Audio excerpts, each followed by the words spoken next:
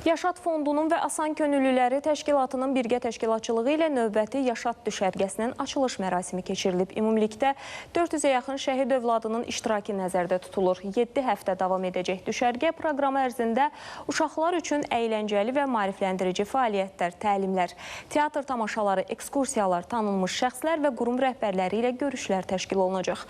Hər bir düşərgə 5 gecə 6 günü əhatə edir. Düşərgələrdə şəhidlərin 10, 11 və 12 13 yaş kateqoriyasında olan övladlarının iştirakı nəzərdə tutulur. Düşərgə şəhid övladlarının yay tətilinin, avqust vaxtının səmərəli keçirilməsi məqsədlə həyata keçirilir. Onlar burada yeni dostluqlar, yeni əlaqələr formalaşdırırlar və düşərgə müddətində düşərgənin proqramına uyğun olaraq onlara müxtəlif master-klasslar, müxtəlif təlimlər keçiriləcək. Eyni zamanda öz sahəsinin tanınmış idmançıları, olimpiya çempionları, dünya, Avropa çempionları onların görüşünə gələcəklər.